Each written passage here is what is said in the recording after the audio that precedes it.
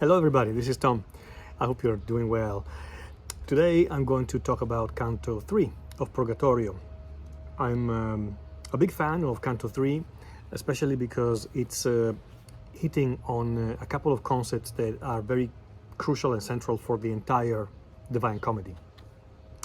And I also love it. I just love to read it and reread it many times. It's easy or easier to think about Canto number 3 as a combination of two main parts. The first one, where Dante talks about Virgil and a specific characterization of Virgil and the pagan philosophers. And the second one, where we see King Manfred and we see his fate and in his history. So let's get started. We remember that Dante and Virgil are coming from the reproach by Canto, and it seems like out of everybody, the one who suffered this reproach the most is actually Virgil, who wasn't even one towards whom the reproach was directed, because Canto was actually scolding the souls in Purgatorio, not Dante and Virgil. He was saying, stop lingering there with the music, etc., because you have work to do. Purgatorio is a place where you have to do spiritual work. Virgil took it really personally, and he's in a sour mood right now. Dante uses a lot of terms of affection for Virgil here in the first part, and he's so subtle at depicting the relationship between Dante the pilgrim and Virgil the character. He calls him my true companion. My true companion. La fida compagna in Italian is more like the faithful companion. For how could I have run ahead without him? Who could have helped me as I climbed the mountain? He starts from incensing and lauding Virgil, and then right after this he says, he seemed like one who's stung by self-reproof. O pure and noble conscience. Dante admires Virgil for being so self-critical about a mistake that is made. But it's interesting how Virgil here is actually looking almost foolish in how human he's looking. And as we mentioned before, in Purgatorio, Virgil takes perhaps much more human aspect than in Inferno. He becomes a true human character here. So when his feet are left of hurrying, for haste denies all acts their dignity. Virgil is losing almost his dignity in this image. My mind, which was too focused, grew more curious and widened its attention.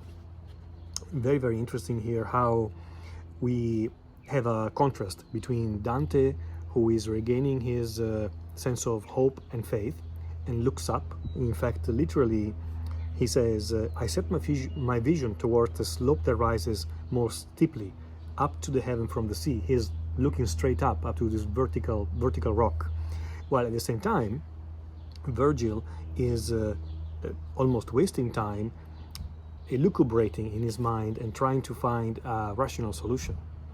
It's a very easy to understand symbolism just for once. It's so wonderful how Dante here is playing with the light of the sun. I find it's almost feeling like the light of the sun is almost a character for how three-dimensional it is. He actually says, behind my back the sun was flaming red. Fiammeggiava rosso, it's flaming red. But there, ahead of me, its light was shattered because its rays were resting on my body. He feels the need to repeat the name of the sunlight, the rays, the rays of the sun. And we can feel the physicality of it. And when I saw the ground was dark in front of me and me alone, I was afraid. Dante for a second loses faith. He feels the fear that he's been abandoned. The very clear meaning here is that Dante is, yes, he's growing in his spiritual journey, but he's not confident enough in his faith to not lose strength and lose confidence every now and then. The fact that he's mentioning his shadow pretty often in Purgatorio, I think I read somewhere that it's 6 times, it's relevant, because he keeps referring to his own physicality and how hard it is for him to progress in this journey. Here we have another very affectionate way to call Virgil, which is my only comfort in a Mandelbaum translation. In fact, in the Italian, Dante is calling him il mio conforto without saying only. It would be my comfort. I think Mandelbaum added only to strengthen it, but Dante doesn't say that. Il mio conforto. Perché pur diffidi? Why must you still mistrust?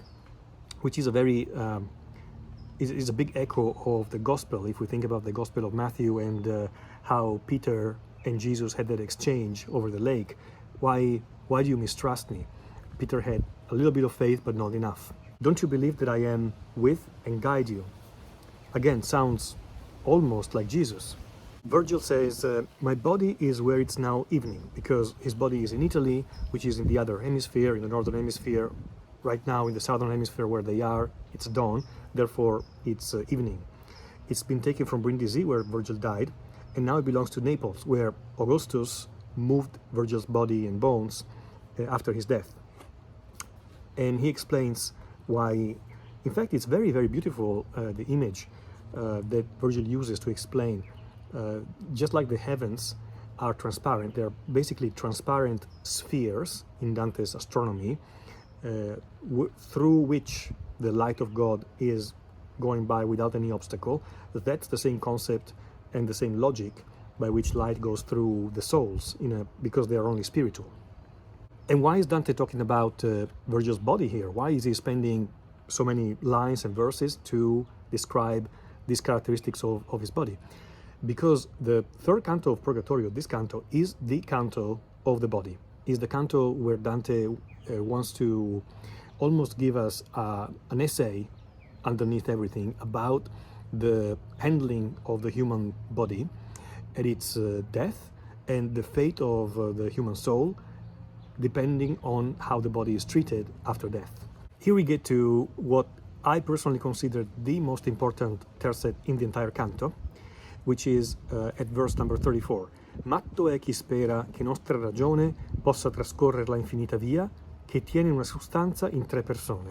Foolish is he who hopes our intellect. Now, matto is actually stronger and more negative than foolish, because matto comes from the Latin mattum, which means something like completely drunk, fully drunk. So, drunk is he who hopes our intellect can reach the end.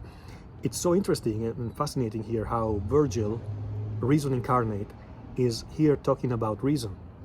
He's here talking about the limitations of reason. And this is why I think this is really the core, the center, or at least the most important point of this canto, because it has to do with the rest of the Divine Comedy and also the role of Virgil in the poem.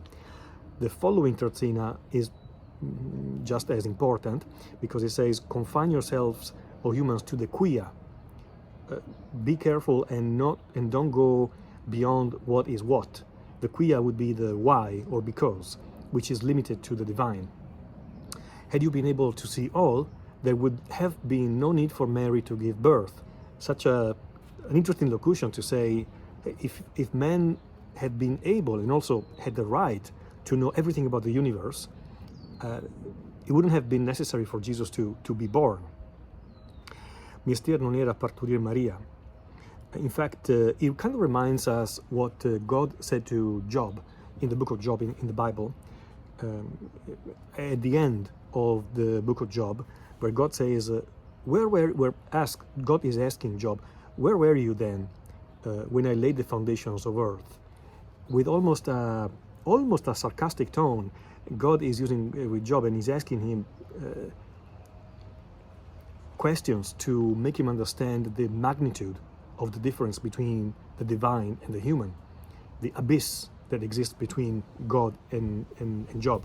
So on this very important point of reason raised by Virgil, I found a really cool quote by Joseph Ratzinger in this book, God and the World, which is basically a long 320 pages interview by Peter Seewald to Joseph Ratzinger. Ratzinger is talking about rationality, and the limitations of it.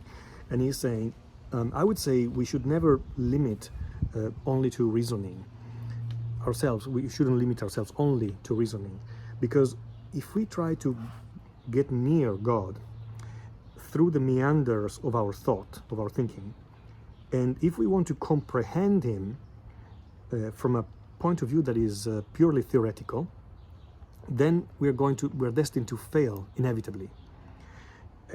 We always need to combine reflection with action, which is something that resonates a lot with the point of Purgatorio, which is action. Reflection only and theory only is not going to cut it. We need to put ourselves in action. We need to do the work, basically the spiritual work. He also says, he quotes Pascal, and he says, Pascal once told a friend of his who was a non-believer, try to start and behave in the way that the people who believe are behaving. Even if in that moment it's gonna sound and look senseless to you, even if it looks completely absurd, try and start and behave that way, which is something that almost takes me back to the moment when I went back to Christianity myself.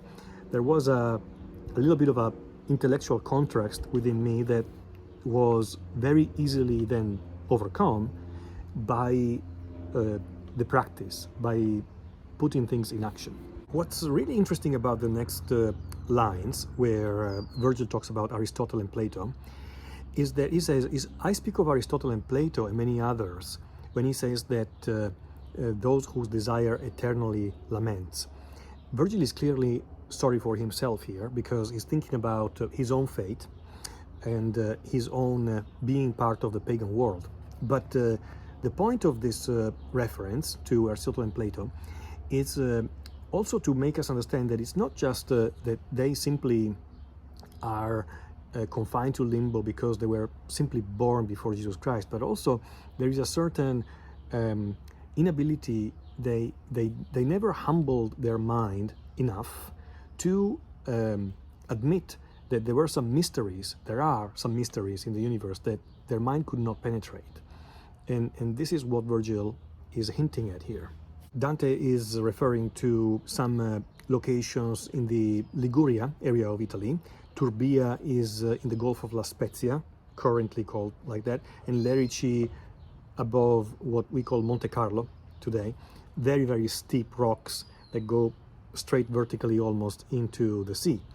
That's why they're perfect similes here. And here on verse 55 and 56, we have this contrast. While Dante is looking up with faith, with hope, Virgil, his eyes upon the ground, consulted his mind. Exactly what Ratzinger said, the meanders of his thoughts. Consulted his mind, considering what road to take. And I looked up around the wall of rock. So it seems like Virgil keeps making mistakes. Lift up your eyes, I told my master. Isn't it striking how the roles are almost inverted here, and Dante gets almost bossy with Virgil and says, lift up your eyes, I told my master. Virgil has lost a lot of his authority here. It would make sense here to quote St. Augustine, where he said, the virtue of trust or hope or faith resides in memory, in our experience. So it is a form of knowledge, which is not rational, it's not rationality, but it's a virtue that resides in our experience, in our memory. We trust a friend because of the experience we have with this friend. We trust God because of the experience that we have in our life with God. And so we get to a funny point here at verse 64, where Virgil tries to regain his lost authority almost, and he goes, let us go there, their steps are slow, and you, my gentle son, hold fast to hope. There is also, despite this contrast in authority, who is right, who's making mistakes, there's also always this deep love that bonds the relationship between, that really makes them so close, like father and son, between Dante and Virgil, and it's so beautiful.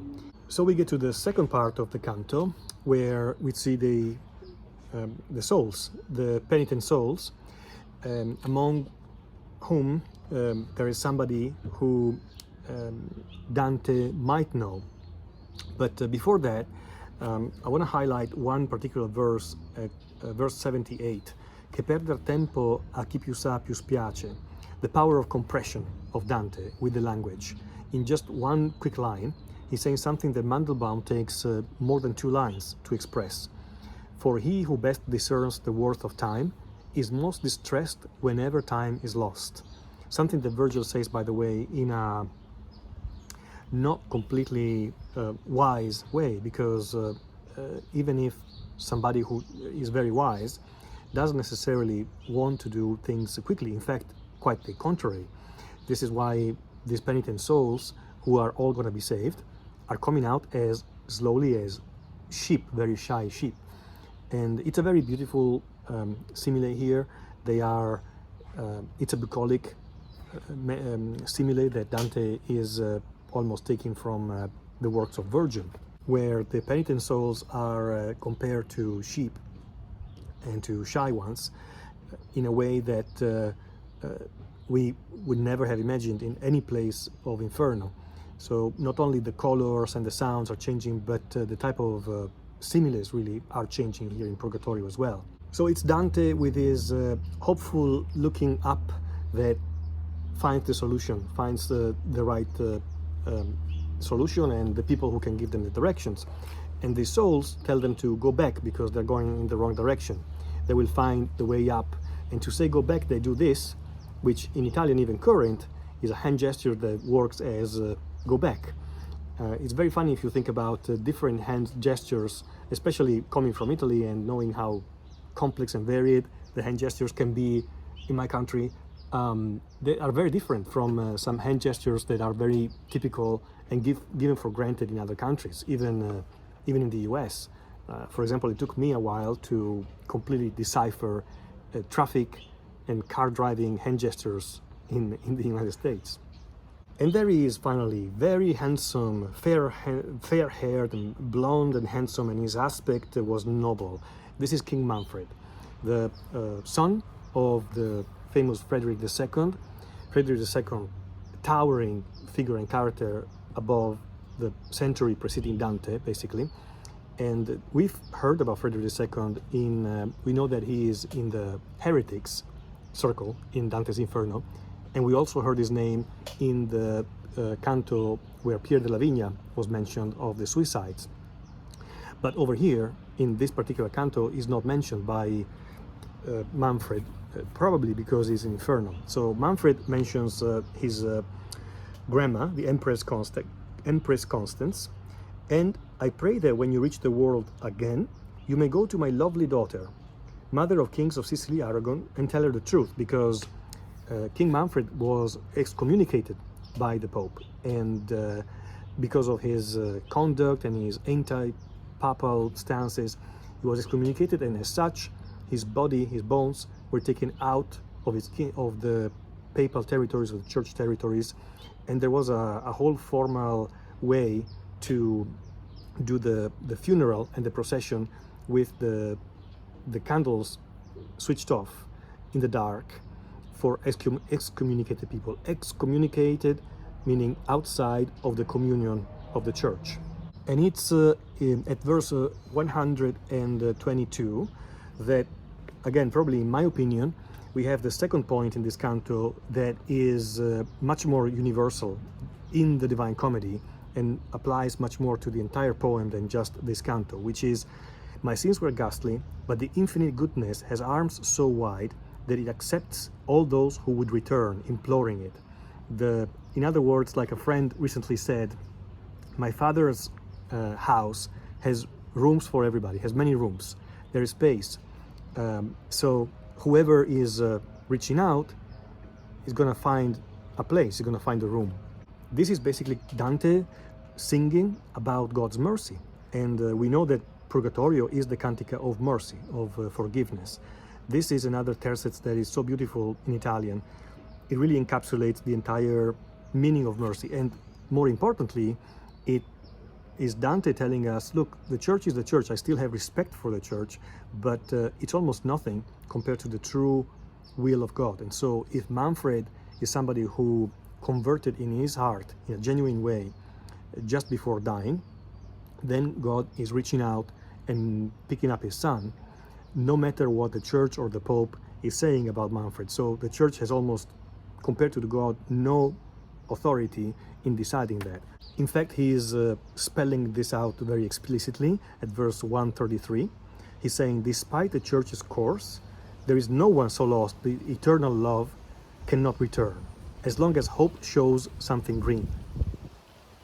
In Italian, this is mentre che la speranza a fior del verde, as long as hope has a flower of green. Very, very beautiful. Pope Clement IV had excommunicated Manfred, and he died in Benevento, but he was taken away near the River Verde, where he was then transported with tapers spent.